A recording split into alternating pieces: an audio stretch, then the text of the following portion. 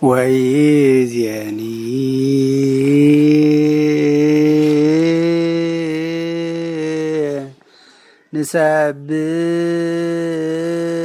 ንሰብሖ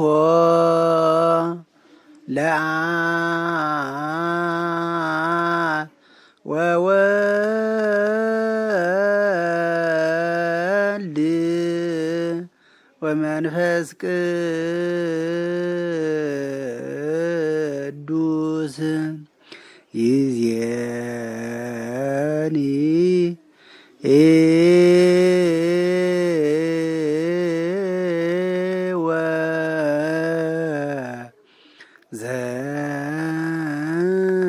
ወዘልፈኒ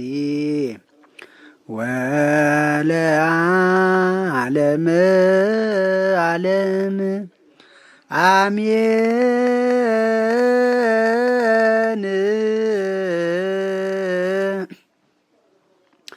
ውድ የበይንተ ማርያም ሚዲያ ተከታታዮች በያላችሁበት የመንፈስ ቅዱስ ሰላም ከእናንተ ጋር ይሁን እያልሁኝ እነሆ በዛሬው ዕለት መንፈስ ቅዱስ ማን ነው በሚል ርዕስ ተዘጋጅቼ ቀርቤያለሁ።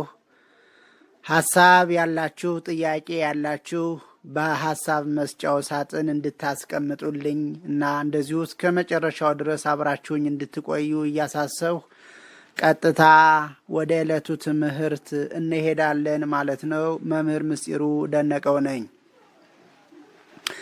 በዚህ መንፈስ ቅዱስ ማን ነው በሚለው ርዕሳችን ውስጥ መንፈስ ቅዱስ ማን ነው እንልና መንፈስ ቅዱስማ ፈጣሪ ዓለማት ነው፣ መንፈስ ቅዱስማ አምጻኤ ዓለማት ነው፣ መንፈስ ቅዱስማ ገባሬ ዓለማት ነው እያልን እንደዚሁ መንፈስ ቅዱስ ከአብና ከወልድ ጋራ ዋህደ መለኮት ሩየ መለኮት እንደሆነ፣ መንፈስ ቅዱስ በስሙ ልዩ እንደሆነ፣ መንፈስ ቅዱስ አስቦ የሚሰራ በአሁኑ ጊዜ መንፈስ ቅዱስ ልክ እንደ እንፋሎት ታይቶ የሚጠፋ ነው ብለው የሚያስቡ ስሑታን አሉ።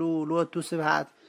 መንፈስ ቅዱስ ትንቢት እንደሚያናግር፣ መንፈስ ቅዱስ እንደሚያስብ፣ መንፈስ ቅዱስ እንደሚናገር፣ መንፈስ ቅዱስ ዓለምን እንደፈጠረ፣ መንፈስ ቅዱስ ፈጣሪ አምላክ እንደሆነ እንማማራለን ማለት ነው። በተጨማሪ ደግሞ ስለ መንፈስ ቅዱስ ካነሳን አይቀር መንፈስ ቅዱስ ለምን ወረደ? መንፈስ ቅዱስ የወረደውማ ኃይልን ለመስጠት ነው።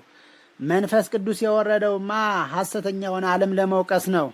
መንፈስ ቅዱስ የወረደውማ ወደ እውነት ሰዎችን ለማድረስ ነው። መንፈስ ቅዱስ የወረደውማ ለማጽናናት ነው።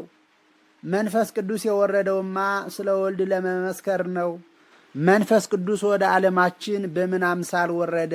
በአውሎ ነፋስ አምሳል ወረደ፣ በአምሳል እሳት ወረደ እና እንደዚሁ መንፈስ ቅዱስ በርግብ አምሳል እንደሚታይ እንደሚገለጽ፣ በተጨማሪ ደግሞ መንፈስ ቅዱስ በቤተ ክርስቲያን ውስጥ ቤተ ክርስቲያን የእግዚአብሔር ልጅ ለመሆን ሁለተኛ ተወልዳበታለች። ቤተ ክርስቲያን ለአምልኮተ እግዚአብሔር ቤተ ክርስቲያንን ለአምልኮተ እግዚአብሔርን ያነሳሳል። ቤተ ክርስቲያን በመንፈስ ቅዱስ ወንጌልን ትሰብካለች።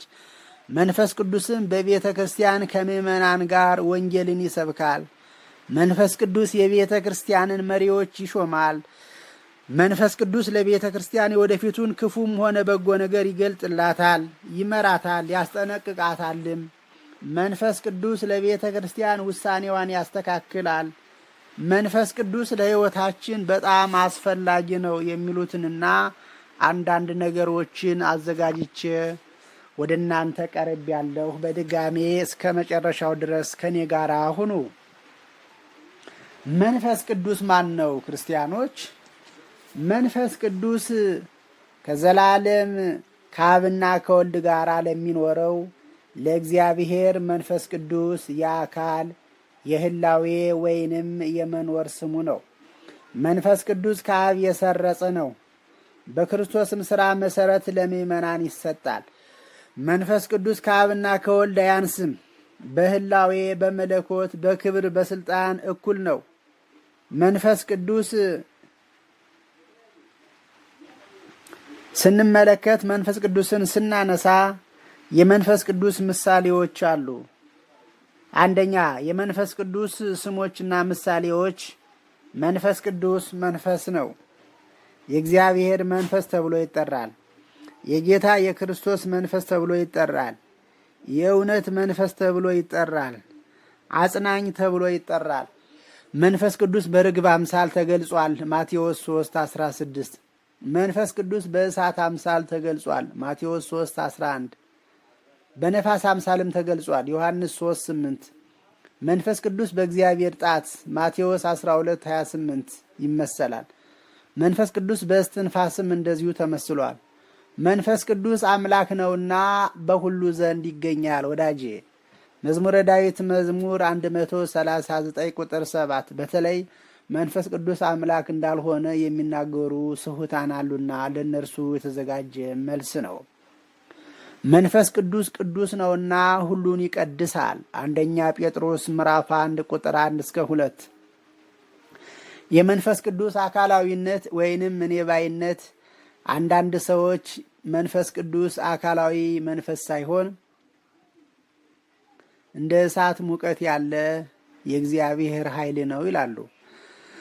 መጽሐፍ ቅዱስ ግን እንደዚህ አያስተምርም። መንፈስ ቅዱስ እግዚአብሔር ስለሆነ መንፈስ ነው። ሥጋና አጥንት የለውም። ሆኖም ግን መንፈስ ቅዱስ እንደ አብና እንደ ወልድ አስቦ የሚሰራ አካላዊነት ስላለው ነው። በልዩ ልዩ ነገሮች ይታያል። መንፈስ ቅዱስ ከአብና ከወልድ ጋር ይጠቀሳል። ሆኖም በእነዚህ ጥቅሶች ከእነርሱ በአካል የተለየ መሆኑን እንረዳለን።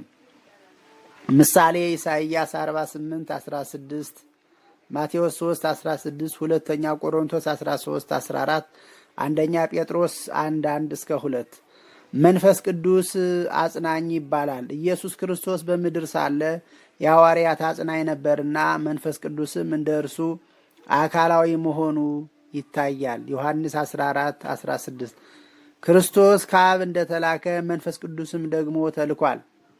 መንፈስ ቅዱስ ሐሳብን ይገልጣል። መንፈስ ቅዱስ ይፈቅዳል። መንፈስ ቅዱስ ይናገራል። መንፈስ ቅዱስ ይወቅሳል። መንፈስ ቅዱስ የእግዚአብሔርን ጥልቅ ነገር ይመረምራል። መንፈስ ቅዱስ ስሜት ይሰማዋል። በተለይ እዚህ ላይ ነው ማትኮር ያለብን። መንፈስ ቅዱስ ስሜት ይሰማዋል። ኢሳይያስ 63:10 ላይ መመልከት እንችላለን። ኤፌሶን 4:30 እነዚህ ሁሉ የሕያው አካል ሥራዎች ናቸው። መንፈስ ቅዱስ ራሱ ኃይል አለው። መንፈስ ቅዱስ እኔ ባይነት የሌለው የእግዚአብሔር ኃይል ቢሆን ኖሮ እነዚህ ጥቅሶች ትርጉም አይኖራቸውም ነበር። የመንፈስ ቅዱስ አምላክነት ይህም በሚከተሉት 4 ነገሮች ይታያል። ሀ ከአብና ከወልድ ጋር በእኩልነት ተጠቅሷል።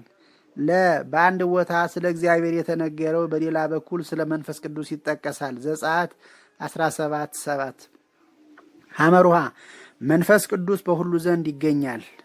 መዝሙረ ዳዊት 139 ቁጥር 7 መንፈስ ቅዱስ ሁሉንም ያውቃል። የአምላክነቱን ሥራ ይሠራል። መንፈስ ቅዱስ ይፈጥራል፣ ፈጣሪ ነው። መንፈስ ቅዱስ ሙታንን ያስነሳል። ሮሜ 8:11 መንፈስ ቅዱስ በብሉይ ኪዳን በሚል ርዕስ ደግሞ ስንመለከት የመንፈስ ቅዱስ ሥራዎች በሚከተሉት ነገሮች ይታወቃሉ፣ ይገለጻሉ። ሀ ዓለም ሲፈጠር መንፈስ ቅዱስ ምድርን ያደራጅ ነበር። ዘፍጥረት 1:2-3 ለሰማያት ውበትን ሰጠ። ከዚያ ወዲህም ምድርን ያድሳል። በእስራኤል መሪዎች መንፈስ ቅዱስ ለነ ሙሴ ትንቢትን፣ ለነ ባስልኤል የእጅ ሥራ ሽመናን፣ ጥበብን ዘጸአት 31:1-5 ለሰባው ሊቃናት ሽማግሌዎች የአስተዳደር ስልጣንን፣ ለነ ጌዴዎን የመሪነት ችሎታን፣ ለነ ሶምሶን ኃይልን ሰጠ። ሐመሩሃ መንፈስ ቅዱስ በምእመናን ልብ ሰውን ይቀድሳል፣ ልቡንም ይለውጣል። ይህም ሥራ በሐዲስ ኪዳን አዲስ ፍጥረት መሆንና ዳግም ልደት ይባላል። አብርሃምና ዳዊት እውነተኛዎች አማኞች ነበሩና ይህ መለወጥ ተሰጣቸው። ሮሜ 4:3 መንፈስ ቅዱስና ክርስቶስ፣ መንፈስ ቅዱስና ወልድ በየአካላቸው ከዘላለም በአንድነት ነበሩ። እንግዲህ መንፈስ ቅዱስና ክርስቶስና እንደዚሁ ወልድ ያልነው ክርስቶስም ወልድም አንድ አይነት ነው። ክርስቶስ የተባለው ኢየሱስ ክርስቶስ ነው። ወልድም የተባለው እንደዚሁ ቅድስት ድንግል ማርያም ክርስቶስን የወለደችው በመንፈስ ቅዱስ ጸንሳ ነው። ኢየሱስ ክርስቶስ ሲጠመቅ መንፈስ ቅዱስ በራሱ ላይ አረፈ። ኢየሱስ ክርስቶስ በመንፈስ ቅዱስ ተሞልቶ በኃይሉ ታምራትን አደረገ፣ አገልግሎቱንም ፈጸመ። አሁንም መንፈስ ቅዱስ ስለ ክርስቶስ ይመሰክራል። የመንፈስ ቅዱስ መውረድን ካየን ደግሞ ሐዋርያት በስልጣን የወንጌልን ሥራ እንዲሰሩ ኢየሱስ ክርስቶስ መንፈስ ቅዱስን ተቀበሉ ብሎ እፍ አለባቸው። ከዚህም በላይ በአዲስ አይነት በበዓለ ሀምሳ ዕለት መንፈስ ቅዱስ ወረደላቸው። የሐዋርያት ሥራ ምዕራፍ 2 ቁጥር 1 እስከ 4። መውረዱም በሶስት ምክንያት ነው። አንደኛ፣ በተስፋው መሰረት መንፈስ ቅዱስ እንደሚወርድ አስቀድሞ በነቢያትና በክርስቶስ ተነገረ። በፊት መንፈስ ቅዱስ በአንዳንድ መሪዎች ላይ በኃይል ይወርድ ነበር። አሁን ግን ምእመናን ሁሉ መንፈስ ቅዱስን ይቀበላሉ፣ ልዩ ልዩ ስጦታም ይሰጣቸዋል። ሁለተኛ፣ መንፈስ ቅዱስ በስጦታ ወይንም የመንፈስ ቅዱስ መውረድ በእግዚአብሔር ጸጋ ነው። ሶስተኛ፣ ለጥምቀት መንፈስ ቅዱስ የወረደላቸው ወደ አዲስ ሁኔታ እንዲገቡ ነው። መንፈስ ቅዱስ እንደዚህ በመውረዱ ክርስቶስ በክብር ያለ መሆኑን አረጋገጠላቸው። በክርስቶስ አንድ ማህበር፣ አንድ አካል፣ አንዲት ቤተ ክርስቲያን አደረጋቸው። ኃይልንም ለምስክርነት ሰጣቸው። በኋላም መንፈስ ቅዱስ በሰማርያ ሰዎች፣ በአሕዛብ፣ በኤፌሶን ሰዎች ወረደ። እንደዚሁም ማንም ሰው ሲያምን መንፈስ ቅዱስን ይቀበላል። በመንፈስ ቅዱስ ጥምቀት የክርስቶስ አባል ይሆናል። መንፈስ ቅዱስ በብሉይ ኪዳን ይሠራ ስለነበር በበዓለ ሀምሳ ቀን የመውረዱ አዲስነት በሶስት መንገድ ይታያል። አንደኛ፣ ሁለተኛ፣ ሶስተኛ ብለን ማየት እንችል ነበረ። ነገር ግን ጊዜ ስለማይበቃን ማለት ነው ወደ መጽሐፍ ቅዱሱ ቃል እንሂድ እስኪ።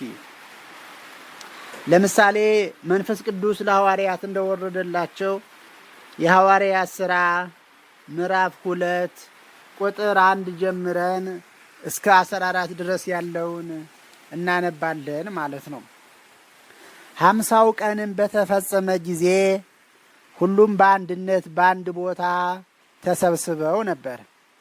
50ኛው ቀን የተባለ የብሉይ ኪዳን በዓል ነው ክርስቲያኖች። ድንገትም እንዳውሎ ነፋስ ድምፅ ያለ ከሰማይ ድምፅ መጣ፣ የነበሩበትንም ቤት ሞላው። እንደ እሳት የተከፋፈሉ የእሳት ላንቃዎችም ታዩአቸው፣ በሁሉም ላይ ተቀመጡባቸው። ሁሉም መንፈስ ቅዱስን ተሞሉ፣ ይናገሩ ዘንድ መንፈስ ቅዱስ እንዳደላቸው መጠንም እየራሳቸው በሀገሩ ሁሉ ቋንቋ ይናገሩ ጀመር። ከሰማይ በታች ካሉ አሕዛብ ሁሉ በኢየሩሳሌም የሚኖሩ ደጋግ የአይሁድ ሰዎች ነበሩ። ይህንም ቃል ሲናገሩ ሰምተው ሁሉም ደንግጠው ተሰበሰቡ። ሁሉም በየሀገራቸው ቋንቋ ሲናገሩ ሰምተዋቸዋልና የሚሉትን አጡ። ተገረሙ፣ አደነቁም፣ እንዲህም አሉ፣ እነዚህ የሚናገሩት ሁሉ የገሊላ ሰዎች አይደሉምን? እንግዲህ በየሀገራችን ቋንቋ ሲናገሩ እንዴት እንሰማቸዋለን? እኛ በተወለድንበት በጳርቴ፣ በሜድ፣ በኤላሜጤ በሁለቱ ወንዞች መካከል በይሁዳ፣ በቀጰዶቅያ፣ በጳንጦስና በእስያ፣ በፍርግያ፣ በጵንፍልያ፣ በግብፅ፣ በሊቢያ አውራጃ፣ በቀርሜን የምንኖር ከሮሜም የመጣን አይሁድ መጻተኞችም ከቀርጤስና ከአረብም የመጣን እነሆ የእግዚአብሔርን ጌትነት በየሀገራችን ቋንቋ ሲናገሩ እንሰማቸዋለን። ሁሉም ተገረሙ፣ የሚሉትንም አጡ። እርስ በርሳቸውም እንጃ ይህ ነገር ምን ይሆን ተባባሉ። እኩሌቶቹ ግን እነዚህስ ጉሽ ጠጅ ጠግበው ሰክረዋል ብለው ሳቁባቸው። ከቁጥር 14 ጀምረን ስንመለከተው ደግሞ ጴጥሮስም ከ11 ጋር ቆሞ ድምፁንም ከፍ አድርጎ እንዲህ አለ፣ እናንተ የአይሁድ ሰዎች በኢየሩሳሌምም የምትኖሩ ሁሉ ይህን እወቁ፣ ቃሌንም ስሙ። ለእናንተ እንደመሰላችሁ እነዚህ የሰከሩ አይደሉም፣ ከቀኑ ገና 3ኛ ሰዓት ነውና። ነገር ግን ይህ በነቢዩ በኢዩኤል የተባለው ነው። በኋለኛይቱ ቀን እንዲህ ይሆናል ይላል፣ እግዚአብሔር ሥጋን በለበሰ ሁሉ ላይ ከመንፈሴ አፈሳለሁ። ወንዶች ልጆቻችሁና ሴቶች ልጆቻችሁ ትንቢት ይናገራሉ፣ ጎልማሶቻችሁ ራእይን ያያሉ፣ ሽማግሌዎቻችሁም ሕልምን ያልማሉ። በወንዶችና በሴቶች ባሮች ላይም ያን ጊዜ መንፈሴን አፈሳለሁ፣ ትንቢትም ይናገራሉ። በላይ በሰማይ ታምራትን፣ በታች በምድርም ምልክቶችን፣ ደምን፣ እሳትንና ጤስንም እሰጣለሁ። የምትገለጠው ታላቋ የእግዚአብሔር ቀን ሳትመጣ ፀሐይ ወደ ጨለማ ጨረቃም ወደ ደም ይለወጣል። የእግዚአብሔርንም ስም የሚጠራ ሁሉ ይድናል ይላል መጽሐፍ ቅዱስ። ስለዚህ ሐዋርያው ቅዱስ ጴጥሮስ በአንድ ቀን ስብከት ማለት ነው፣ አንድ ቀን ባደረገው ንግግር 3000 ነፍሳት ምን ያሉበት ዕለት ነው? አዎ ክርስቶስን የተቀበሉበት፣ በክርስቶስ ያመኑበት፣ ክርስትናን የተቀበሉበት፣ ክርስቲያን የሆኑበት ዕለት ነው ማለት ነው። ሌላው የምንመለከተው ደግሞ እንደሚታወቀው ስርዓተ አምልኮውም ትምህርቱም በቅዳሴ ጊዜ የሚነበቡት ክፍላተ መጻሕፍትም መዝሙረ ያሬድም አይለወጥም፣ እንደ ትንሣኤው ነው ማለት ነው። መንፈስ ቅዱስ ማን ነው ስንል መንፈስ ቅዱስ ፈጣሪ ዓለማት ገባሪ ዓለማት ነው። ይህንንም በተመለከተ መጽሐፍ ቅዱስ ወመንፈሰ እግዚአብሔር ይላል። ወመንፈሰ እግዚአብሔር ይጸልል መልዕልተ ማይ፣ የእግዚአብሔር መንፈስ በውሃ ላይ ሰፎ ይኖር ነበር ይላል ዘፍጥረት 1:2። ይህም ማለት የዓለም ሁኔታ ሳይጸና ምድር እንደ ውሃ በምትዋልድበት ጊዜ መንፈስ ቅዱስ ያዘጋጃት ነበር። ባልጸናችው ምድር ላይ የመንፈስ ቅዱስ መስፈፍ በአንዲት የበረሃ ወፍ ታቅፎ ያረጋው እንቁላል ረግቶ ጫጩት እንደሚሆን እንደዚሁ መንፈስ ቅዱስ በውሃ ላይ በመስፈፍ ያልጸናውን ዓለም እንዲጸና አድርጎታል። ዘማሪውም በእግዚአብሔር ቃል ሰማዮች ጸኑ፣ ሰራዊታቸውም ሁሉ በአፍ ውስጥ ትንፋስ በማለት የምድርና የሰማይ ሰራዊት በአፍ ውስጥ ትንፋስ በመንፈስ ቅዱስ እንደጸኑ ይነግረናል። ኢዮብም በበኩሉ የእግዚአብሔር መንፈስ ፈጠረኝ፣ ሁሉንም የሚችል የአምላክ እስትንፋስ ሕይወትን ሰጠኝ በማለት በአካላዊ እስትንፋስ አብ ወወልድ በባህርያዊ ሕይወት አብ ወወልድ ሰው ሁሉ ሕይወትን እንደለበሰ ይነግረናል ማለት ነው። ኢዮብ 33:4 ላይ ይህ የኢዮብ ቃልም እግዚአብሔር አምላክም ሰውን ከምድር አፈር አበጀው፣ በአፍንጫውም የሕይወት እስትንፋስን እፍ አለበት፣ ሰውም ሕያው ነፍስ ያለው ሆነ ተብሎ ከተጻፈው ጋር ይስማማል። ዘፍጥረት 2:7። በመሆኑም መንፈስ ቅዱስ ከአብ ከወልድ ጋር በአንዲት መለኮታዊት ክሂል ዓለምን ያሆነ ያደረገ የፈጠረ ፈጣሪ ገባሪ ሕያው ጌታ ነው። መንፈስ ቅዱስ ከአብ ከወልድ ጋር ሩየ መለኮት በመሆኑ እግዚአብሔር ነው። እግዚአብሔር ይባላል። እግዚአብሔር ስሙ ነው። መጽሐፍ ቅዱስም እግዚአብሔር በማለት ከአብ ከወልድ ጋር ያለውን ሪና እግዚእና ሩየ መለኮትነት ይጠቁማል። በትንቢተ ኢሳይያስ እግዚአብሔር ተብሎ የተጠራው እግዚአብሔር መንፈስ ቅዱስ መሆኑን ቅዱስ ጳውሎስ ቁልጭ አድርጎ ተርጉሞታል። ኢሳይያስ 6:1-10፣ የሐዋርያት ሥራ 28:23-28። ሐዋርያው ቅዱስ ጴጥሮስም እግዚአብሔር ብሎ እንደጠራው በሐዋርያት ሥራ ተጽፏል። የሐዋርያት ሥራ 5:3-4። ከአብና ከወልድ ጋር ዋህደ መለኮት ሩየ መለኮት ቢሆንም ልዩ አካል ነው። ልዩ አካል አለው ማለት ነው። ለአብ የራሱ የሆነ አካል አለው። ከሦስቱ አካላት አንዱ አካል አብ ይባላል። አብ የሚለው ስሙም ስመ አካል ነው። ስመ ግብር ስመ ከዊን አይደለም። ወልድም የራሱ የሆነ አካል አለው። ከሦስቱም አካላት አንዱ አካል ወልድ ይባላል። ወልድ የሚለው ስሙም ስመ አካል ነው። ስመ ግብር ስመ ከዊን አይደለም። መንፈስ ቅዱስም የራሱ የሆነ አካል አለው። ከሦስቱ አካላት አንዱ አካል መንፈስ ቅዱስ ይባላል። መንፈስ ቅዱስ የሚለው ስምም ስመ አካል ነው። ስመ ግብር ስመ ከዊን አይደለም። ይህንንም ትምህርት መጽሐፈ ሕይወት፣ ባሕረ ጥበብ፣ መጽሐፍ ቅዱስ በአጫፋሪ ወይም በመስተጻምር ይገልጸዋል። አሁንም ጌታ እግዚአብሔርና መንፈሱ ልከውኛል። ኢሳይያስ 48:16። ይህ ቃል የመንፈስ ቅዱስን አካላዊነት ይገልጻል።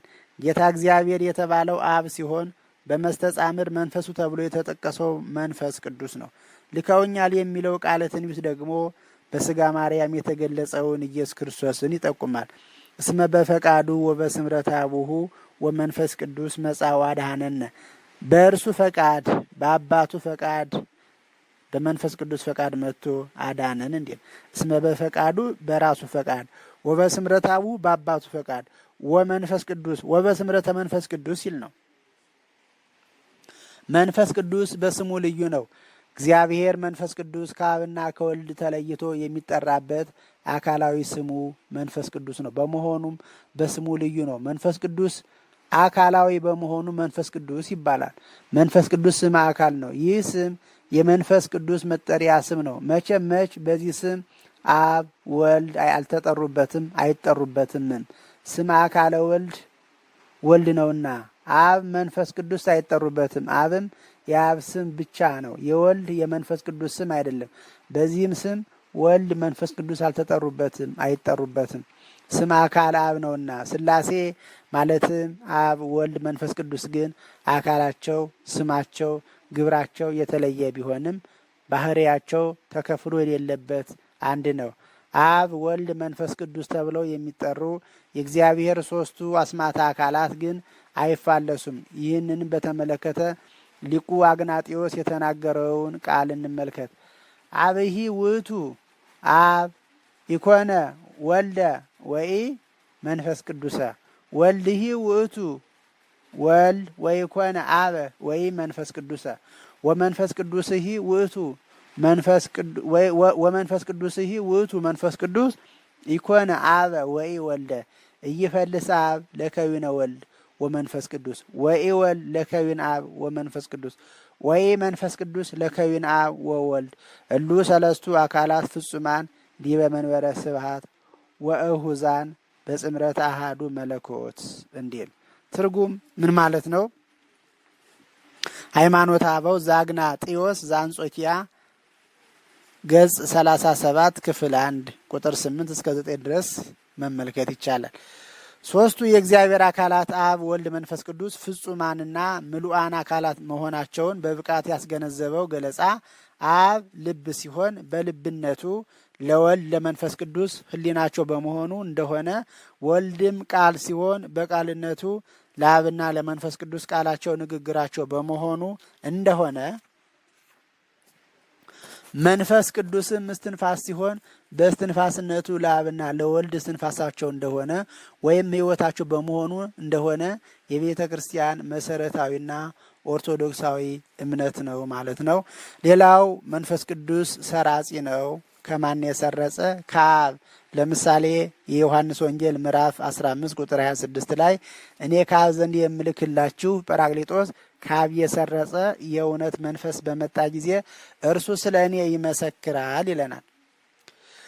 ሌላው መንፈስ ቅዱስ አጽናኝ ነው። የፈሩትን እንዲጸኑ ምን ይላቸዋል? ያደርጋቸዋል ማለት ነው። መንፈስ ቅዱስ ለምን ወረደ ስንል መንፈስ ቅዱስ የወረደ ኃይልን ለመስጠት ነው። ድኩማን ኃይል ደቂቀ አዳም ይህን ዓለም በወንጌል ለመለወጥ ከአርያም ኃይል ያስፈልጋቸው ስለነበር ኃይልን ሊያለብሳቸው ነው የወረደው። እነሆም አባቴ የሰጠውን ተስፋ እኔ እልክላችኋለሁ፣ እናንተ ግን ከላይ ኃይል እስክትለብሱ ድረስ በኢየሩሳሌም ከተማ ቆዩ እንዳለ መድኃኒታችን ሉቃስ 24:49። መንፈስ ቅዱስ ሐሰተኛውን ዓለም ይወቅሳል። እርሱም መጥቶ ስለ ኃጢአት፣ ስለ ጽድቅም፣ ስለ ፍርድም ዓለምን ይወቅሳል። ስለ ኃጢአት በእኔ ስለማያምኑ ነው። ስለ ጽድቅም ወደ አብ ስለሚሄድ ከዚህም በኋላ ስለማታዩኝ ነው። ስለ ፍርድም የዚህ ዓለም ገዢ ስለተፈረደበት ነው እንዳለ ጌታ በወንጌለ መንግሥቱ ዮሐንስ 16 ቁጥር 8። አዎን በእውነተኛው ጌታ አለማመን፣ ድል ስለተነሳው ጠላት ውድቀት አለማወቅ፣ በኢየሱስ ክርስቶስ ወደ ቀደመ ክብር መመለስን አለማመን በደል ስለሆነ ይህንን ግልጽ አድርጎ ለመውቀስ ነው የመጣው ማለት ነው። መንፈስ ቅዱስ ወደ እውነት ሰዎችን ለማድረስ ለመምራት የመጣ አምላክ ነው ማለት ነው። መንፈስ ቅዱስ ለማጽናናት ወረደ። መንፈስ ቅዱስ ስለ ወልድ ለመመስከር ወረደ።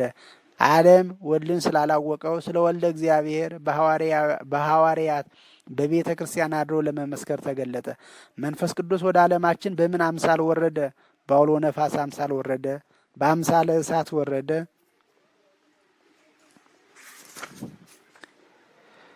ስለዚህ ይህንን ቃል የምናገኘው የሐዋርያት ሥራ ምዕራፍ 2 ላይ መመልከት እንችላለን ማለት ነው። ሌላው መንፈስ ቅዱስ በቤተ ክርስቲያን ውስጥ በሚል ቤተ ክርስቲያን በመንፈስ ቅዱስ ትመራለች ማለታችን ነው።